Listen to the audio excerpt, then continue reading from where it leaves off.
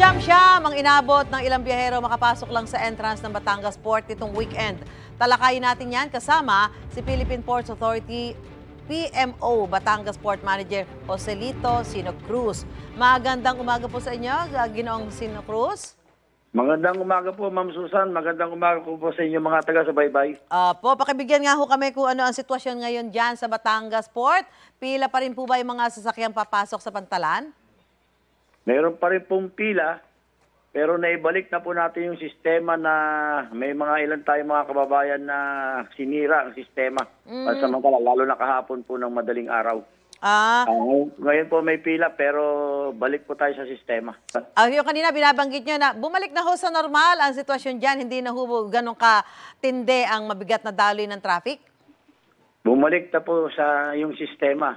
Okay. Meron po rin po tayong pila, mga private vehicle, pero yung ating pong foot traffic kahapon, yung mga tao na nakapila sa papasok po ng Pantalan, bandang madaling araw na walang po, umalas po sila sa pila, kaya medyo po gumulo, para tuloy kailangan ng crowd control, para po may nag-rally. Pero nung bandang alas 3 po nga po, naibalik po natin yun. At balik na po sa sistema pila, marami po tayong mga kababayan na dumadaan po yung sa Batangas Port. May mga ano na ho ba, Ginoong Sino Cruz, may mga fully booked o mga na-canceled o na-delay na biyahe dyan po sa Batangas Port?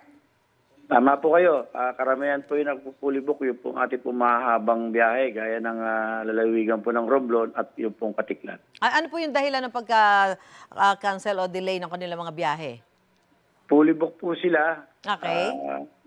Ang mga biyahe po niyan, malalaki po yung barko, pero isang beses lang po isang araw. So kung maiwan ka ngayong araw na ito, bukas na ulit ang pagkakataon mo na makabiyahe po. Gaano karaming pasahero pa ho ang inaasahan ninyo, lalo na ngayong araw na ito hanggang sa araw po ng Pasko?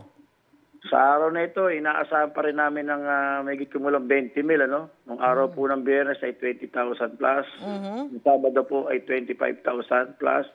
Kahapon ay 26,000 plus. Ganun po karami ang tumawid po rito sa Batangas. Sa ngayon, sa nakikita niyo po, sapat ba yung bilang ng mga bumibiyaheng Roro at Fastcraft para isakay lahat yung sinasabi niyo na dumadag sa mga pasahero dyan?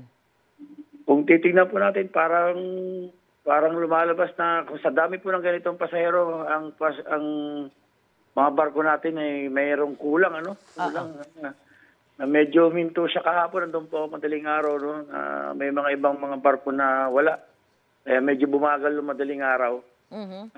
Pero nung sumikat na yung araw, ay yun na po, tumuloy na po ang biyahe po ng ating mga barko. Ayun, ano lang ho tayo, kung talagang kayo ay nakabook nga yung araw nito, dumating ho kayo dahil baka nga, lalo na kung yung once a day lang ang biyahe, may iwan kayo. Anyway, maraming salamat po, Philippine Ports Authority, PMO, Batangas Port Manager, Joselito Sino Cruz. Magandang umaga at Merry Christmas po.